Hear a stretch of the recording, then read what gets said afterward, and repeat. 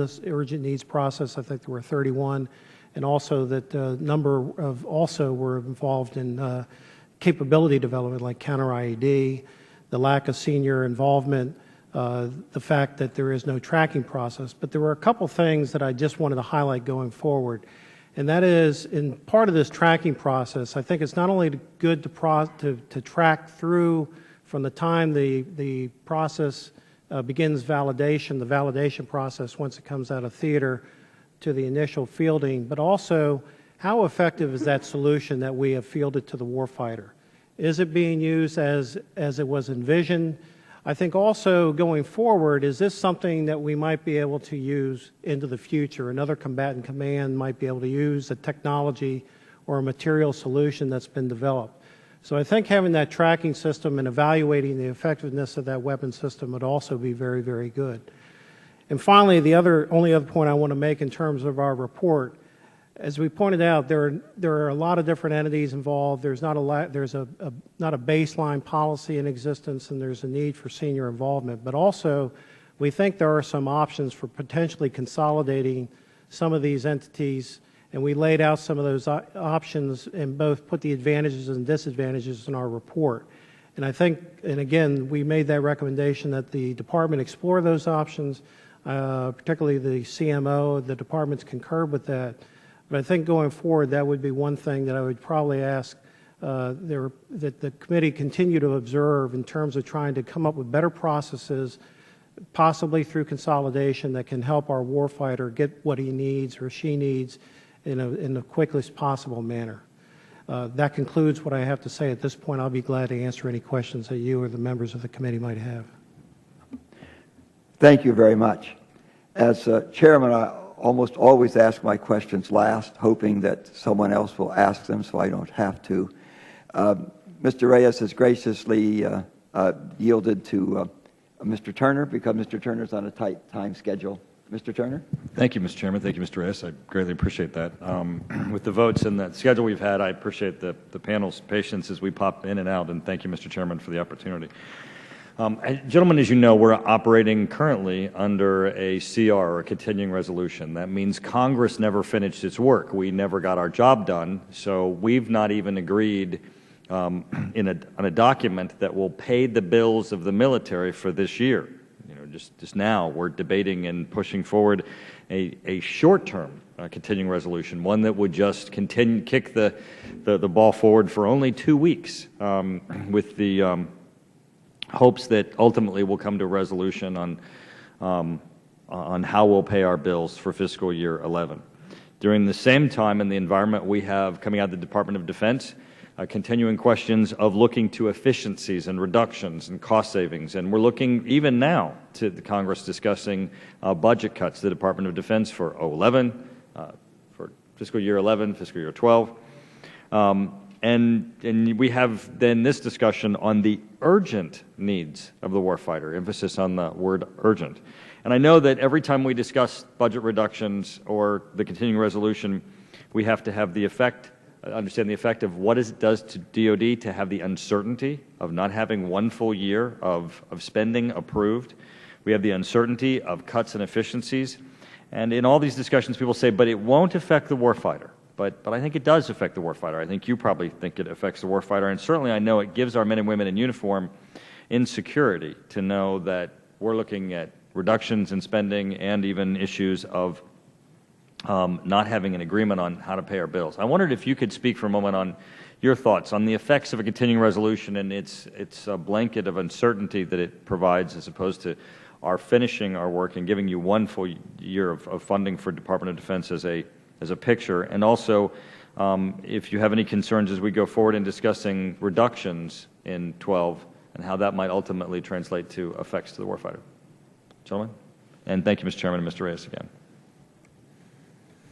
Yes, sir. In my comments, I mentioned that the Department will always face unanticipated needs, and we will always have the need for adequate funding in an execution year in order to be able to resolve these unanticipated needs. In some cases, the needs may have been anticipated. We may have put money and requested funds in the last year's, in the budget request for this year, in order to be able to execute something that we knew was going to happen this year. There was an example given in the classified briefing that took place just before this about, and people are aware of aerostats, the need for additional aerostats.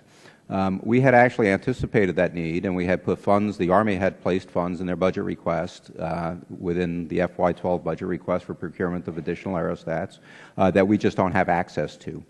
So in lieu of that, we've gone through a rather lengthy and a very large reprogramming request in order to attempt to get the funds for that. That reprogramming request is further complicated by the fact that there's not an FY11 source. So included in that reprogramming request was $180 million worth of operations and maintenance requirements in order to continue to support some things that we have fielded and are in the process of fielding right now. Without a FY11 appropriation, there is no FY11 source. As you know, O&M is one-year money, so we can't reach backwards into unobligated 10 or 9 funds. So we just don't have a source to fund to move any additional money into FY11 O&M accounts right now. So at some stage in the not-too-distant future, some of these capabilities that we're pushing forward to the field are not going to be able to be funded any longer. Now, will there be prioritization? Will we decide that, yes, we want to keep this particular system operating overseas and continue the analytical support for a particular system in lieu of doing something back here? That's very possibly the case. But it does have a fairly significant impact, both in terms of when we do manage to anticipate growing needs, anticipated needs that we have in fact put in the budget that we can't now get access to, which leads us to the reprogramming action, and then also just on the O&M side, just the complete inability to be able to move any money into an O&M account.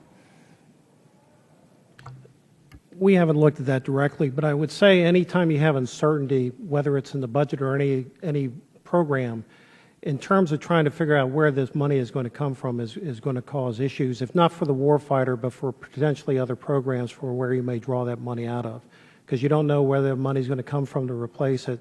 And it could ultimately have more of an impact on programs that you have back here as opposed to the warfighter, because they will try to find, the warfight is always a priority for the department. But in terms of what happens, particularly when you don't know how much money you're going to have for a particular program, yes, it can have an effect on those particular programs. Thank you. Thank you, Mr. Chairman. Thank you. Now my good friend and ranking member, Mr. Reyes. Thank you, Mr. Chairman. And gentlemen, thank you for your testimony. I have here one of the charts that was furnished to the committee, and I want to ask a question regarding the time frame that it represents. On this chart, it's titled the JUON process flow. It's got some time frames in there that I find rather lengthy in my opinion. It takes 14 days as the time required to triage one of these warfighter requests, and then to forward it to the Joint Rapid Acquisition Cell. Then the second part of it takes 30 days as the time that it takes to get the same request to the next step, which is getting it to a military service or JIE DDO. And that's only the beginning of the process before something actually gets out in the field. So the questions I have is, why does it take 45 days to accomplish these two tasks? Is the problem a lack of people, a lack of funding, or is it a coordination issue? What can we do to speed up this process? And then is part of the issue that maybe it's slow because other entities in DOD don't cooperate with your group? So if you can comment on that, I would appreciate it, because to me it seems like it's too long a process. Yes, sir. Those timelines that you cited, 14 days within the joint staff to validate the requirement, and then 30 days in my shop in order to be able to do the assessments and task it out. Those are not measures of how long it takes. Those are objective goals that we try to stay within whenever possible. Let me talk a little bit before I get to the specific timelines about what happens in those two processes. So what the Joint Staff does when they get a requirement from the operational commander, from the combatant commander, they work within their functional capability boards to do two things. One, determine if it's a valid requirement, if there's any redundant activities going on or programs of record that could be accelerated in order to meet this requirement, and then also to determine the level of urgency that something may have. So they're looking at it from a requirements perspective, working with the services through their functional capabilities board to see what other activities may be going on in the department that may be relevant with this, making sure, going backwards with the combatant commander, that they really understand what the requirement is. When we get these joint urgent operational needs, it's not as if you're getting a capabilities development document or a capabilities production document with very strictly defined performance parameters and objectives and thresholds and such. They tend to come in as a much vaguer statement of requirement. So trying to figure out, and this is one of the most difficult points in this whole urgent needs process, is what's good enough. So what is it that we're really going to be able to pursue?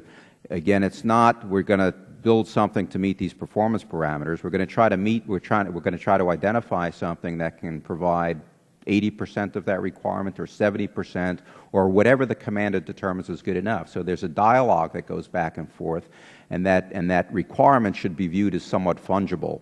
And that's really what takes the time on the Joint Staff process, is to determine, so what is it really that you're looking for? How do we get down to the good enough stage? And then they pass it to me. Now, my part of it, similarly, determining what's good enough, let's identify the potential solution sets. They're looking at it from a requirements side. I'm looking at it from a solution set side.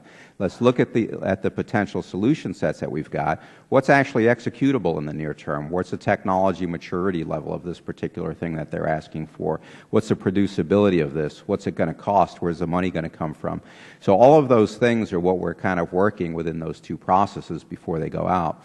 One of the things that we're doing at the moment, and I mentioned this senior integration group that falls under Dr. Carter and General Neller, is we're trying to consolidate all of that. And we do have, and we have had now for quite a while, regular video teleconferences with both CENTCOM and with the ISAF Command and the US-4A Command to talk through these requirements and resolve as many of those things in one spot as we can to reduce the time that it takes to be able to push things out. We have things that fly through the process in a number of days, single-digit numbers of days, and we have other things, depending on the complexity, largely when we can't find a quick solution, and we have a few examples of those, that the search for a solution before you task it to somebody becomes a drawn-out process, and has gone, in fact, beyond 30 days in some occasions. So I think what I'm hearing you say that these are optimum goals for 14 days and 30 days to get through these processes? I wouldn't use the word optimum. I would say that our optimum goals would be single-digit days, 1 or 2 days in each spot. But the reality is it sometimes takes longer, depending on the vagueness of the requirement and the complexity of a potential solution set. So we use those just to have a measurement, to have a target that at least we can measure ourselves against and be able to apply some metrics and see how well we're doing. Do you trap, statistically, do you trap the average or of, say, 10 requests or 100 requests? Do you keep track of that kind of performance or not? So I'm sure Mr. Solis will be willing to add to this. I'm going to ask him next. But our metrics on this process are not as good as we like, so I'll say that up front. So we do track the individual requirement from the time it comes in until it gets satisfied, until it's delivered and satisfied. So we do track that. We do track the numbers of days it takes. We don't have a single consolidated database, authoritative database for doing that. But between the services, between Central Command, where most of these things come from, and the Joint Staff, all have databases that collectively provide that information. We don't have a nice, neat OSD-level dashboard that will present the metrics that we would like to see. We would like that, but we're not quite there yet. So we do track them individually, the individual items. As Mr. Solis, I'm sure, will mention, it becomes, when you're trying to roll up that data from so many different sources, it becomes very difficult to measure how well collectively you're doing within your process. We could identify with any particular requirement how well we've done.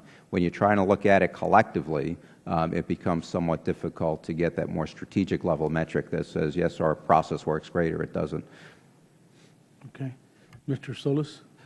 I'd just add, as I mentioned, they can look at maybe from the time elapsed until initial fielding, but I think you got to look at everything in between. And one of the things that we talked about was funding, and not just what gets reprogrammed, but I think one of the hang-ups is, where does the source of funding come from, even before you get to the reprogramming process.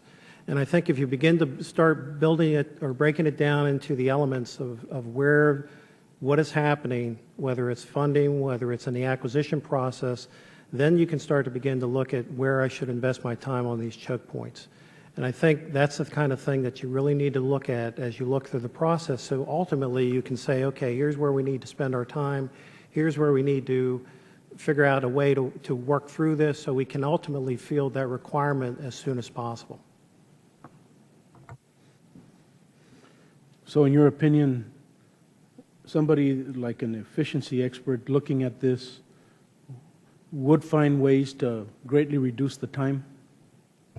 Well, I think first you got to have the information, the data to say where are your choke points. And I think even the department, I think a couple of years back, had what they call a Lean Six Sigma team go in and do a look-see at that. And I think they began to identify where some of these choke points were.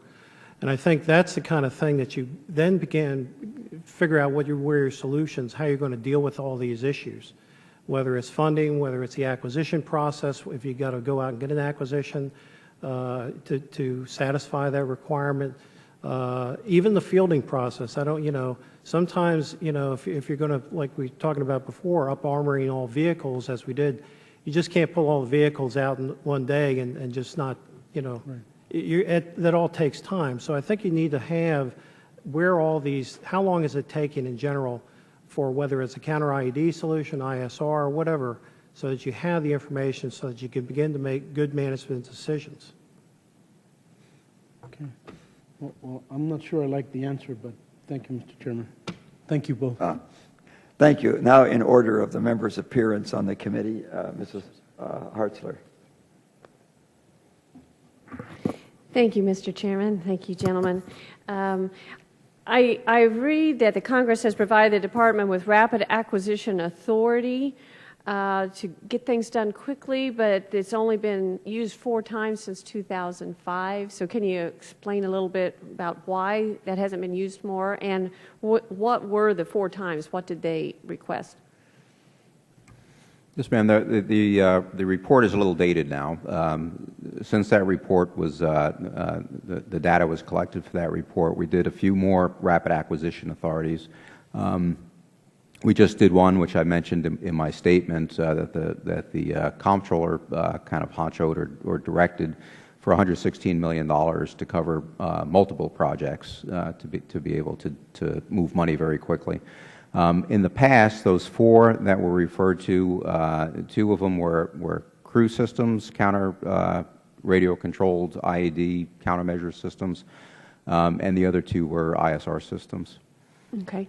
I'm very interested in, as I know many people are, in the IED problem that we have. And I see that we've invested $19.7 billion so far to counter that. And there's 3,100 people working on that. I guess I'd like a little bit more explanation of what do they do? What do 3,100 people do? And what have we gotten for our money with the $19.7 billion? So I will talk to some of that. I think you're referring to some numbers associated with prior reports on the Joint IED Defeat Organization. So let me talk a little bit about what we've gotten for the money and not talk so much about their organization, which I'd prefer to defer to their director. As was addressed in a classified briefing, IEDs are still the #1 casualty over in Iraq. When the Joint IED Defeat Organization was stood up back in 2006, you didn't have a central focal point for counter IED within the department, and as importantly, you didn't have a fund that you could rapidly reach into in an execution year again in order to deliver capabilities. So if you look at the capabilities that have been provided, it includes everything from crew, which I just mentioned, counter RCID, electronic warfare, which pretty much very well mitigated the radio-controlled IED threat. It includes things like mine rollers. It includes various force protection capabilities, standoff explosive detection capabilities. So there's a whole range of things that would not have been fielded had it not been for an organization like JIDO and for the flexible appropriation that they had been given since their startup. In terms of their internal organization, again, I'll take the question and defer that to the director. Mm-hmm. I know there has been some successes at it. I represent Fort Leonard Wood, and they have the engineering school there, and I was there about a month ago, and they were showing me some of the equipment that they're training their troops to use in order to try to help with this problem.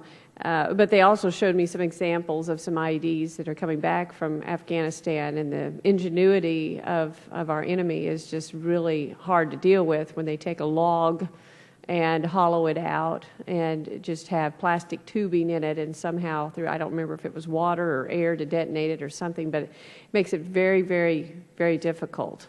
So this is certainly something we have to continue to address. I just hope that we've had a lot of success with the amount of money that we have invested in this. And do you feel confident that things are going well in this area, that we're making headway in this prevention?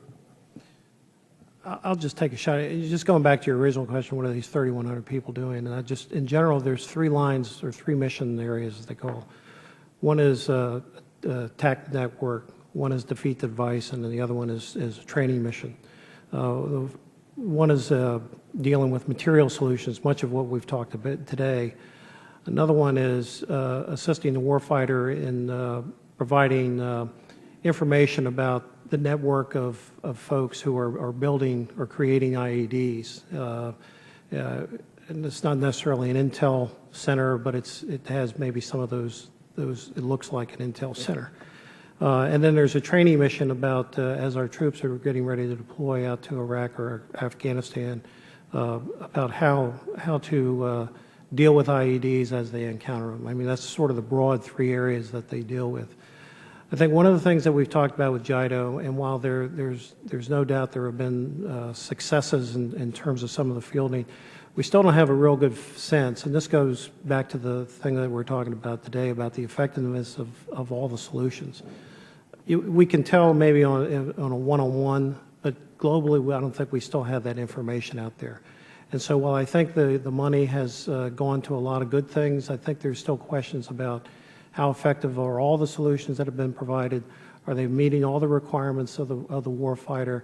And are they effective? Is it something that we want to transfer into some other combatant command? I think all those kinds of things are still up in the air. So is there any consolidation of bringing together all the processes and entities to centralize and so these decisions are made in one place regarding all of these programs?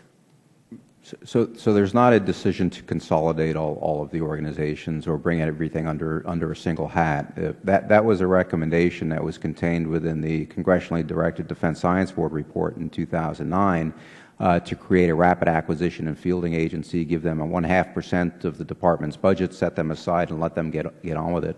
The difficulty with doing that is that almost relieves the rest of the department from worrying about what the most immediate threats are.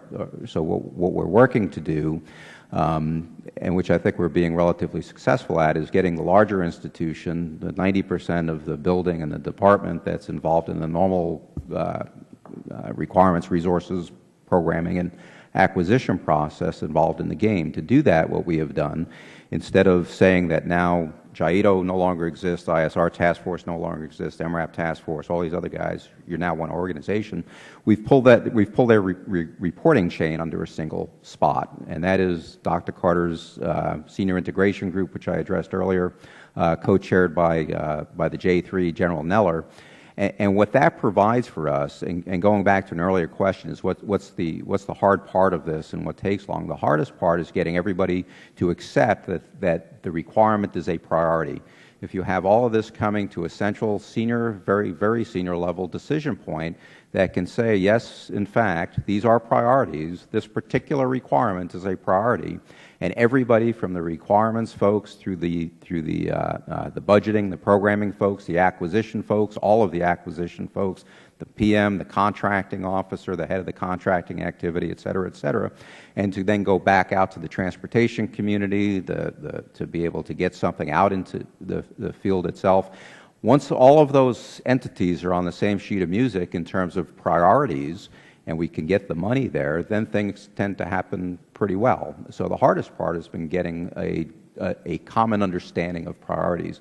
And I think what Dr. Carter is doing with the Secretary's permission through the SIG is going to provide that.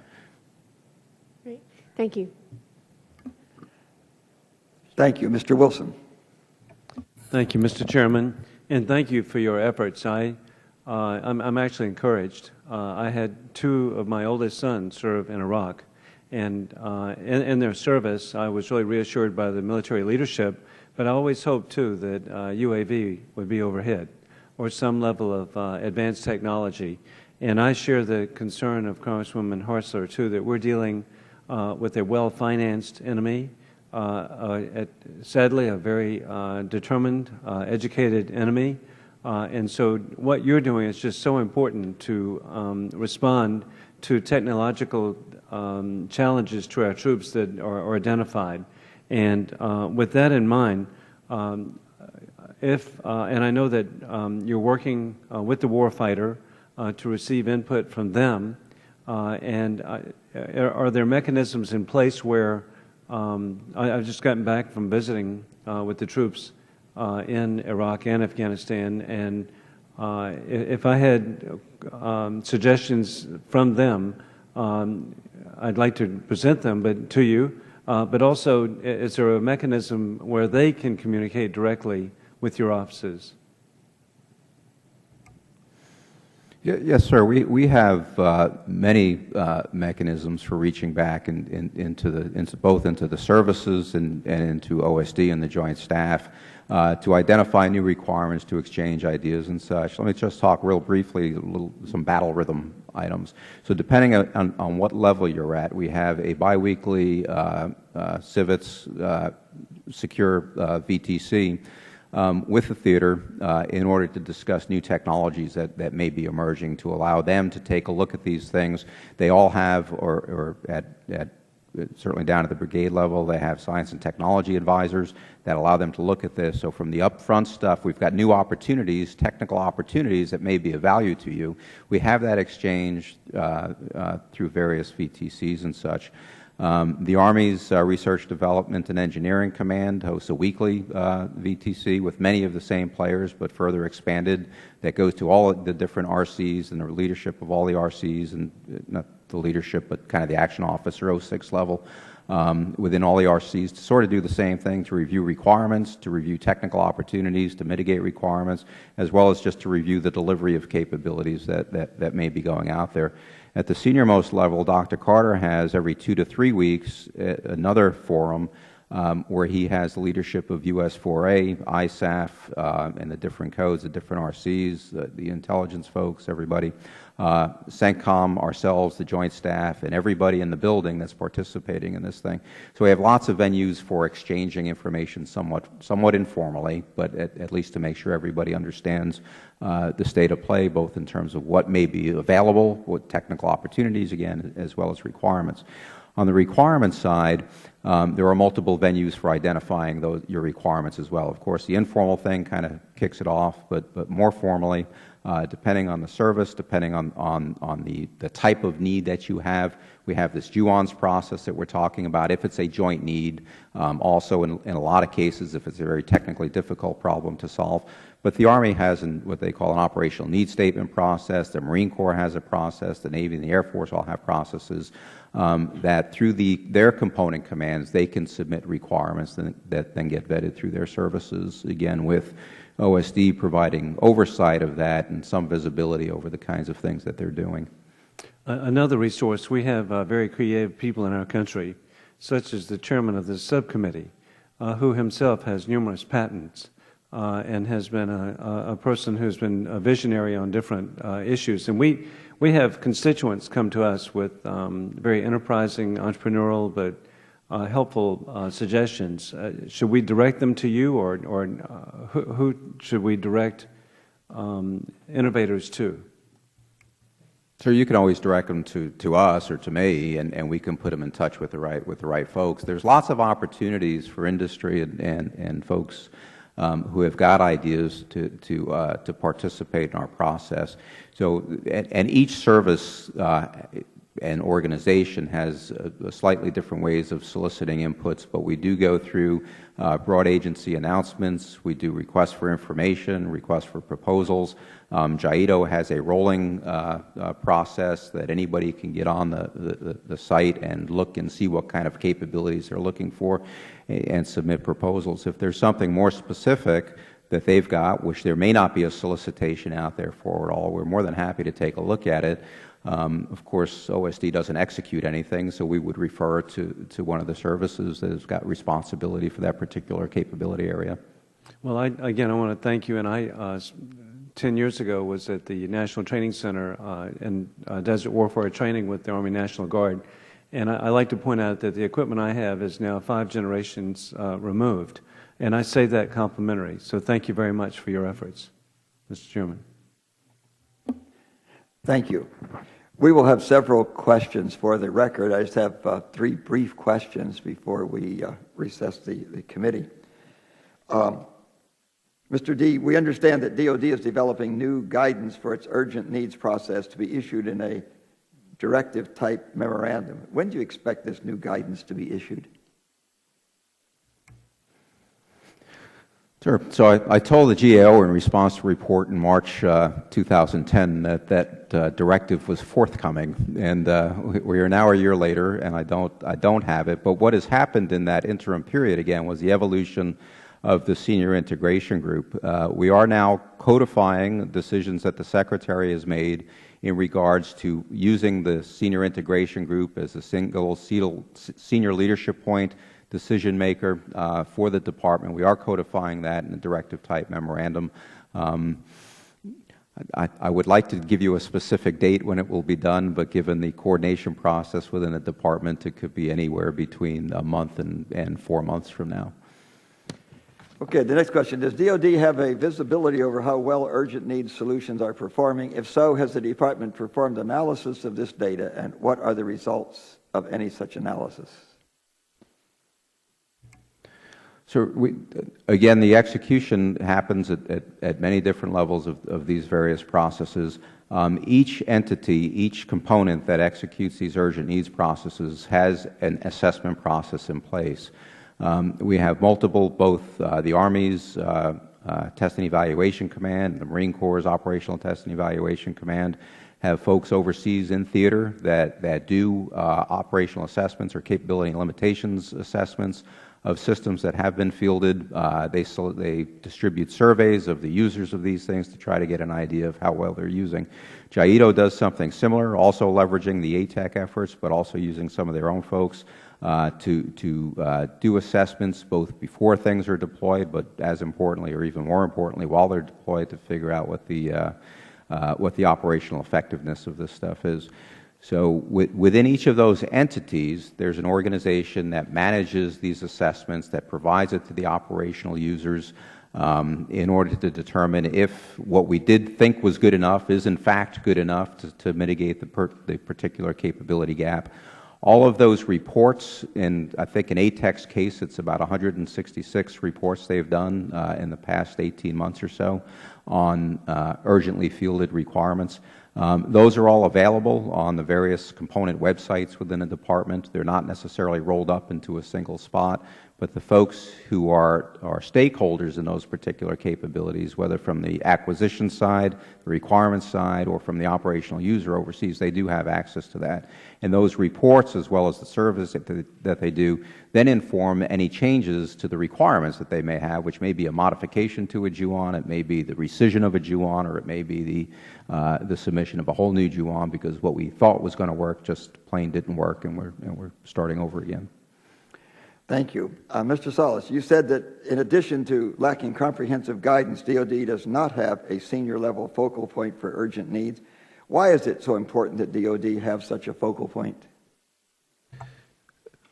Well, it sounds like they are going to have a senior focal point based on what I heard today, but I think it is important because you need somebody who can go between all the different offices, and we mentioned that all the different entities that are involved in the urgent needs process. And with that senior leadership, and we've seen that in other areas of counterterrorism, business transformation, contracting, and contingencies, that when you have senior leadership, and I mean senior leadership at the AT&L level, which we're talking about in this case, I think that's going to help make things move through different things through the process, whether it be funding, whether it gets hung up for some other reason. I think that senior leadership can step in and make things happen. I think the most extreme example of that is the MRAP. When Secretary Gates said, we want to make this happen, it happened. I'm not saying that the Secretary can do that at every time, but when you do have that senior leadership involvement, it can help facilitate and move things in ways that haven't been even thought of. Mr. Reyes, do you have any additional questions?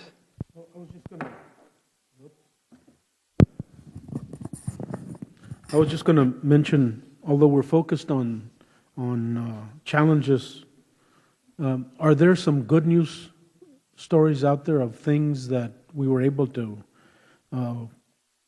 deploy very quickly, capabilities that were asked for, that we were able to get them out, kind of give you a shot at a good news story that you can comment on? Yes, sir. Thank you for that opportunity.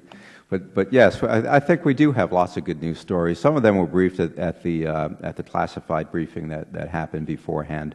But we can mention the aerostats, and you saw the effect that those are having, and that was a very quick turnaround on a very large, complex program. That not the least part of the complexity being the fielding of those capabilities and actually getting them to all of these remote sites and getting them set up, which was a very difficult challenge. But if you look at MRAP was mentioned already, MATV mentioned already, all of those things, a lot of the counter-IED equipment, the crew equipment, which has largely mitigated what was a very serious threat not many years ago.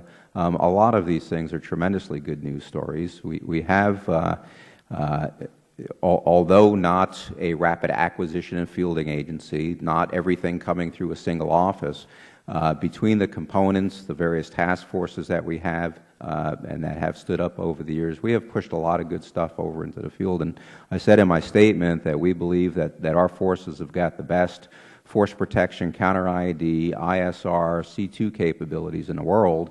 A lot of that has been developed through these urgent processes, and we believe that sincerely that they do have that. We think there is still a ways to go. We are always looking for better technologies and better capabilities to provide to them.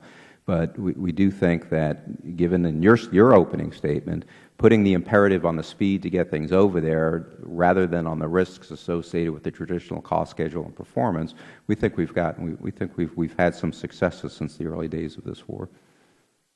Good. Thank you, Mr. Chairman. Thank you. I have one brief question before we adjourn the committee. I hope you will humor me in a little poll that I'm conducting. This has to be one of the most asymmetric wars in the history of the world. If you will take a piece of paper without consulting with your colleague and write down a number when I ask you for it, and then read that number back to me. For every dollar that they spend on IEDs, how many dollars do we spend in response? Like MRAPs and mine rollers and ISR and JIDO, and just an educated guess. Write that number down. Sir, again, the question is, how much do you think For every dollar they spend on putting that IED out there by the road or in the field, how many dollars have we spent in response to that, including things like MRAPs and JADO and the whole gamut of things, the little dirigibles up there that are surveilling them, the pilotless aircraft. Okay. Mr. D, your number. Sure, this may be lowballing it, but I think it's probably at least 1,000 to 1. At least, okay. I was wondering whether it was closer to 1,000 to 1 or 1,000,000 to 1. Mr. Solis? I put 1,000 to 1. You put 1,000 to 1. Okay, thank you very much, and my little poll. Thank you very much for your testimony. And this will be we will submit some questions for the record. Would appreciate you responding to that. We now stand in adjournment.